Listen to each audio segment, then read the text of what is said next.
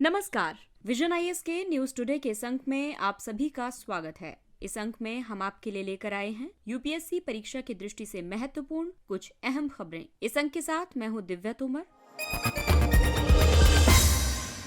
आइए सबसे पहले बात करते हैं इस अंक की हेडलाइंस के बारे में। जियो स्मार्ट इंडिया 2022 सम्मेलन में राष्ट्रीय विकास के लिए भूस्थानिक रणनीति रिपोर्ट का अनावरण किया गया। नासा ने अपोलो मिशन के 50 साल बाद चंद्रमा पर आर्टेमिस 1 का प्रक्षेपण किया। G20 शिखर सम्मेलन की समाप्ति पर भारत ने इंडोनेशिया से G20 की अध्यक्षता ग्रहण की। विश्व मौसम विज्ञान संगठन ने एशिया में जलवायु की स्थिति 2021 रिपोर्ट जारी की। केंद्रीय कार्यबल USB चार्जिंग पोर्ट्स में एकरूपता लाने की संभावनाओं का परीक्षण कर रहा है। और SFO टेक्नोलॉजीज ने हाई एनर्जी लेजर सिस्टम विकसित करने के लिए DRDO के साथ साझेदारी की।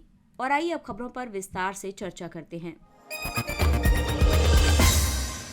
जियो स्मार्ट इंडिया 2022 सम्मेलन में geospatial strategy for national development report का अनावरण किया गया है। ये रिपोर्ट जियो स्पेशल वर्ल्ड ने तैयार की है। इसमें भारतीय भूस्थानिक उद्योग से जुड़े अवसरों और चुनौतियों का उल्लेख किया गया है। आपको बता दें कि उन सभी तकनीकों को भूस्थानिक प्रौद्योगिकी कहा जाता है जिनका उपयोग भौगोलिक सूचना प्राप्त करने, उसमें बदलाव करने और भंडारित करने के लिए किया जाता है। ऐसी तकनीकों के उदाहरण हैं GIS, GPS, remote sensing, geo fencing आदि। इस रिपोर्ट में ये कहा गया है कि भूस्थानिक बाजार के वर्ष 2025 तक 37.16 हजार करोड़ रुपए होने का अनुमान है। वर्ष 2022 और वर्ष 2025 के बीच ये बाजार 10.35% की चक्रवृद्धि वार्षिक वृद्धि दर से विकास करेगा। वर्ष 2022 में वैश्विक नेविगेशन उपग्रह प्रणाली और पोजिशनिंग की बाजार हिस्सेदारी लगभग 59% होगी। इसके अलावा इस क्षेत्र के विकास को रक्षा और खुफिया सूचना, शहरी विकास, कृषि और भूमि प्रशासन जैसे क्षेत्र गति प्रदान करेंगे। भूस्थानिक डेटा के लिए दिशा निर्देश 2021 और ड्रोन नियम 2021 ने भूस्थानिक डेटा और सूचना को लोकतांत्रिक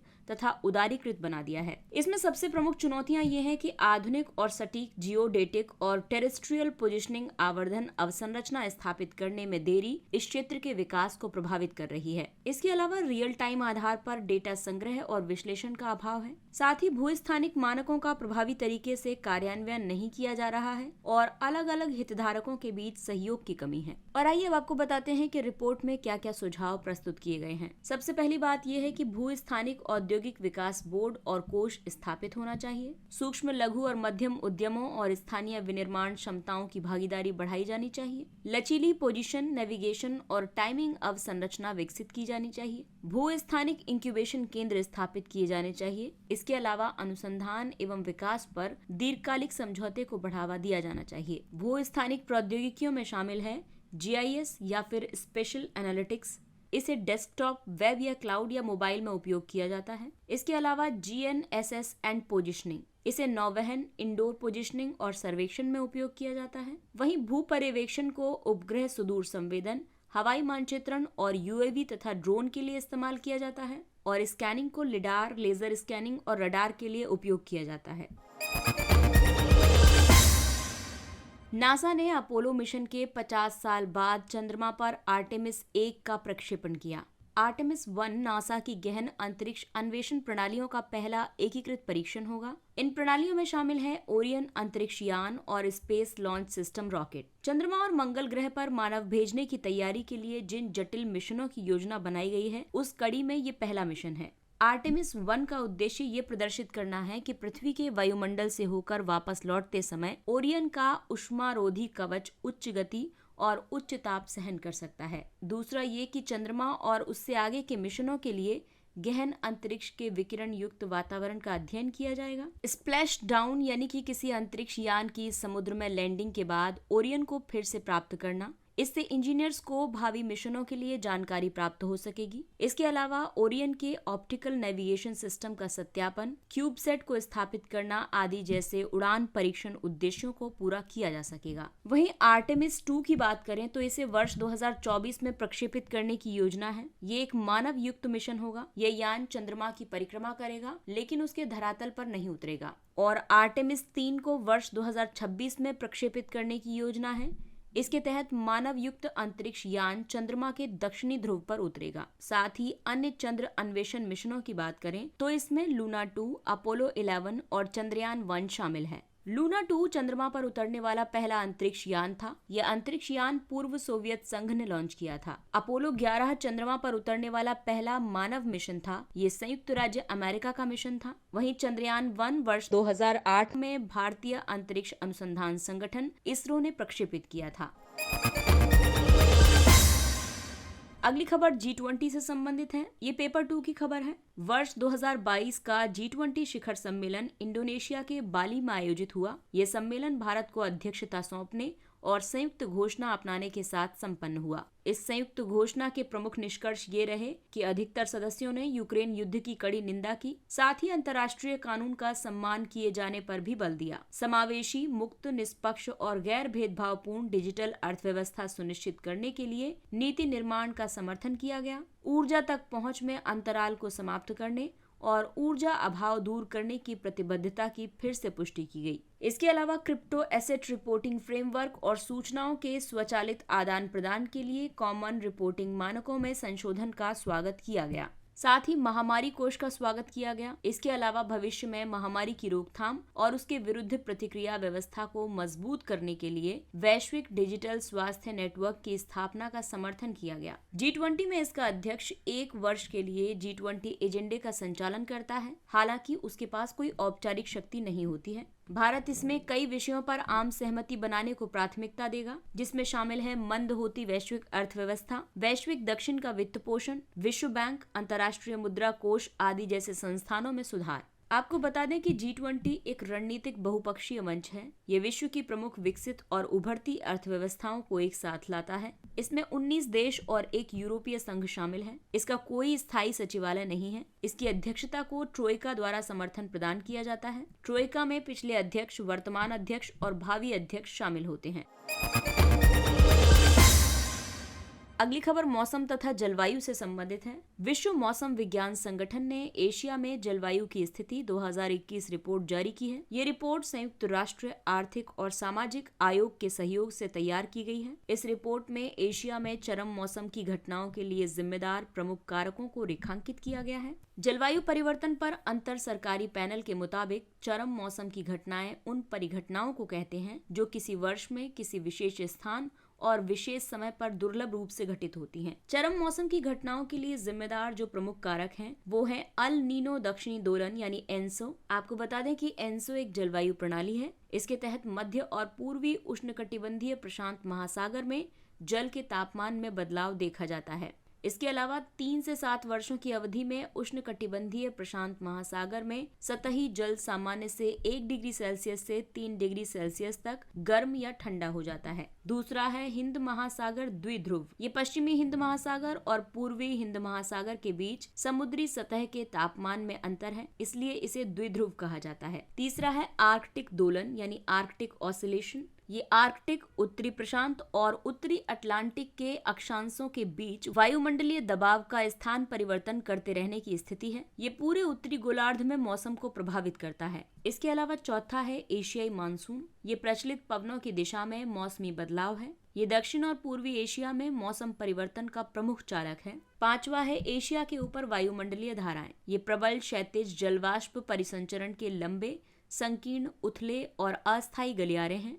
ये आमतौर पर एक बहिरुष्ण कटिबंधीय चक्रवात के शीत वाताग्र से पहले के वायुमंडल की निचली परतों की जेट स्ट्रीम से जुड़े होते हैं। ये गलियारे मध्य अक्षांश महासागरों के ऊपर सक्रिय होते हैं। ये जलवाष्पों को भूमध्य रेखा से ध्रुव की ओर ले जाने में महत्वपूर्ण भूमिका निभाते हैं। अगला टॉपिक संचार एवं प्रौद्योगिकी क्षेत्र से संबंधित है। केंद्रीय कार्यबल USB चार्जिंग पोर्ट्स में एक रूपता लाने की संभावनाओं का परीक्षण कर रहा है। स्मार्टफोन, टैबलेट और लैपटॉप जैसे इलेक्ट्रॉनिक उपकरणों के चार्जिंग पोर्ट के रूप में USB Type-C को अपनाने पर हितधारकों के बीच व्यापक सहमति बनी है। USB यूनिवर्सल सीरियल बस, जो कि एक तरह से उद्योग मानक का संक्षिप्त रूप है। USB का उपयोग अलग अलग प्रकार के उपकरणों को किसी प्रोसेसर से जोड़ने के लिए किया जाता है। USB के प्रकारों की बात करें तो इसमें USB-A सपाट और आयताकार होता है। USB-B के कई डिजाइन होते हैं, लेकिन आमतौर पर ये वर्गाकार होता है। और USB-C जो कि लघु आयताकार डिजाइन वाला होता है और इसके कोने गोलाकार होते हैं। दरअसल USB में एकरूपता लाने की जरूरत इसलिए है क्योंकि उपभोक्ताओं को नया चार्जर खरीदने की आवश्यकता नहीं होगी। इस तरह से भारत में कम ई अपशिष्ट पैदा होगा। वर्ष 2021 तक भारत में 5 मिलियन टन ई अपशिष्ट उत्पन्न हुआ था। ये लाइफ यानी लाइफस्टाइल फॉर एनवायरनमेंट के लक्ष्य की प्राप्ति में सहायक होगा। लाइफ व्यक्तियों का एक वैश्विक नेटवर्क यानी प्रो प्लेनेट पीपल P3 स्थापित करने का प्रयास कर रहा है। ये तकनीकी लॉक इन प्रभाव को कम करेगा। लॉक इन की वजह से उपभोक्ता केवल एक विनिर्माता पर निर्भर रहने को मजबूर होता है, लेकिन इसके सामने चुनौतियां ये हैं कि ये डिवाइस कई विशेषताओं जैसे कि वीडियो उपयोग को सीमित कर सकता है। विद्युत आपूर्ति आवश्यकताएं अलग अलग होने पर यह डिवाइस को नुकसान पहुंचा सकता है। हाल ही में यूरोपीय संसद ने इलेक्ट्रॉनिक वस्तुओं के लिए USB-C चार्जिंग पोर्ट को मानकीकृत करने वाला कानून पारित किया है। SFO टेक्नोलॉजीज ने हाई एनर्जी लेजर सिस्टम विकसित करने के लिए DRDO के साथ साझेदारी की। इस साझेदारी के तहत DRDO के centre for High Energy Systems and sciences के साथ सहयोग किया गया है। इस सहयोग से 2 kilowatt single mode continuous wave fibre laser का विकास किया जाएगा। Centre for High Energy Systems and Sciences यानी CHESS रक्षा अनुसंधान और विकास संगठन के अंतर्गत HELS पर अनुसंधान और कार्य के लिए एक रक्षा प्रयोगशाला है। HELS हथियार पर्याप्त तापीय ऊर्जा का उत्सर्जन करते हैं। ये ऊर्जा एक पारंपरिक युद्ध सामग्री का उपयोग किए बिना एक लक्ष्य को सीधे अप्रभावी बना सकती है। ये हथियार हवा, जमीन, समुद्र और अंतरिक्ष में लक्ष्य को प्रभावित कर सकते हैं। HELS एक लेजर हथियार है। ये निर्देशित ऊर्जा हथियार श्रेणी से संबंधित है। DEW यानी कि डायरेक्टेड एनर्जी वेपन एक व्यापक शब्दावली है। इसका उपयोग उन सभी प्रौद्योगिकियों को इंगित करने के लिए किया जाता है जो कि केंद्रीय विद्युत चुंबकीय ऊर्जा या परमाणु या उपपरमाणु कणों का एक बीम उत्पन्न कर सकते हैं। इस क्षेत्र में भारत जो हथियार विकसित कर रहा है उसे डायरेक्शनली अनरेस्ट्रिक्टेड रे गन एरे यानी दुर्गा 2 का नाम दिया गया है। अन्य परियोजनाएं हैं kilo ampere linear injector project Aditya और एयर डिफेंस डेजलर्स। DEW के लाभ ये है कि ये हथियार स्पीड ऑफ लाइट एंगेजमेंट प्रदान करते हैं। इससे प्रतिक्रिया और ट्रैकिंग बहुत तेज बन जाती है। इसके अलावा स्टील्थ हथियार प्रणाली जैसा प्रदर्शन होता है। घातक और गैर घातक दोनों अनुप्रयोग के लिए लक्ष्य को सटीक तरीके से भेदा जा सकता है। इनकी प्रति शॉट लागत कम होती है। भारत के अलावा रूस, France, Germany, United kingdom, Israel और चीन DEW यानी डायरेक्टेड एनर्जी वेपन विकसित करने के लिए मजबूत कार्यक्रम संचालित कर रहे हैं। और आइए अब बात करते हैं कुछ अन्य महत्वपूर्ण सुर्खियों की। राष्ट्रीय कंपनी विधि अधिकरण NCLT सरकार ने NCLT में 15 न्यायिक और तकनीकी सदस्यों की नियुक्ति की है। उन्हें 5 वर्ष की अवधि या 65 वर्ष की आयु प्राप्त होने तक जो भी पहले हो उसके लिए नियुक्त किया गया है। NCLT को कंपनी अधिनियम 2013 के तहत वर्ष 2016 में स्थापित किया गया था। ये दिवाला और शोधन अक्षमता संहिता तथा कंपनी कानून से संबंधित मामलों पर निर्णय देता है। नई दिल्ली में इसकी मुख्य पीठ स्थित है। इसकी कुल 28 पीठें हैं। अगला टॉपिक है मॉस्को वार्ता। भारत ने अफगानिस्तान पर मॉस्को प्रारूप परामर्श की चौथी बैठक में भाग लिया। ये अफगानिस्तान पर एक संवाद मंच है। इसमें रूस, चीन, Pakistan, Iran, Kazakhstan, Tajikistan, Kyrgyzstan, Uzbekistan, Turkmenistan और भारत शामिल है। UK India young professional scheme. Britain के प्रधानमंत्री ने इस योजना की घोषणा की है। इस योजना के तहत ब्रिटेन 18 से 30 वर्ष के डिग्री धारक भारतीय नागरिकों को ब्रिटेन में 2 वर्ष तक रहने और कार्य करने के लिए प्रतिवर्ष 3000 वीजा प्रदान करेगा। ये योजना पारस्परिक आधार पर वर्ष 2023 से शुरू होगी। लिंके हॉफमैन बुश यानी LHB भारतीय रेलवे भारत गौरव ट्रेन योजना यानी BGTS के तहत केवल LHB कोच आवंटित करेगी। भारत गौरव ट्रेन योजना में थीम आधारित पर्यटक सर्किट ट्रेनें हैं। इसका उद्देश्य भारत की समृद्ध सांस्कृतिक विरासत और शानदार ऐतिहासिक स्थलों को प्रदर्शित करना है। लिंके हॉफमैन बुश कोचों की बाहरी संरचना स्टील की बनी होती है, लेकिन उनकी भीतरी संरचना एल्यूमिनियम की होती है। एल्यूमिनियम बहुत हल्का होता है, इससे ट्रेन का अतिरिक्त भार कम हो जाता है। इसकी पंख जैसी संरचना की वजह से LHB कोच वाली ट्रेन 160 किलोमीटर प्रति घंटे की अधिकतम गति प्राप्त कर सकती है। ट्रेन दुर्घटना की स्थिति में ये कोच एक दूसरे पर नहीं चढ़ते हैं। अगला टॉपिक है कार्बन टैक्स। कोप 27 में बेसिक समूह ने कार्बन सीमा समायोजन तंत्र का विरोध किया है। बेसिक में ब्राजील, भारत, दक्षिण अफ्रीका और चीन शामिल हैं। ये उत्पाद के उत्पादन से उत्पन्न कार्बन उत्सर्जन की मात्रा के आधार पर आयात पर लगाया गया एक प्रशुल्क है। कार्बन टैक्स यूरोपीय संघ ने प्रस्तावित किया है। ये वर्ष 2026 से प्रभावी होगा। एडिटिव मैन्युफैक्चरिंग और 3D प्रिंटिंग। भारतीय सेना ने मॉड्यूलर 3D प्रिंटेड अगली पीढ़ी के बंकरों के निर्माण की योजना बनाई है। इसमें अग्रिम पंक्ति के सैनिकों को बेहतर सुरक्षा प्रदान की जा सकेगी। एडिटिव मैन्युफैक्चरिंग प्रक्रिया के तहत कंप्यूटर एडेड डिजाइन मॉडल द्वारा सामग्री को आमतौर पर क्रमिक रूप से परत दर परत जोड़कर 3D वस्तु का निर्माण किया जाता है। एडिटिव मैन्युफैक्चरिंग में प्लास्टिक, रेजिन, फाइबर, थर्मोप्लास्टिक्स, धातु और सिरेमिक्स के साथ साथ जैव पदार्थों का भी उपयोग किया जा सकता है। एडिटिव मैन्युफैक्चरिंग के लाभ ये होंगे कि इससे कच्चे माल की एक तो बर्बादी कम होगी, ऊर्जा और पर्यावरणीय लागतों में कमी आएगी। इसके अलावा विनिर्माण प्रक्रिया के दौरान डिजाइन में परिवर्तन तीव्र और कुशलता से किया जा सकता है।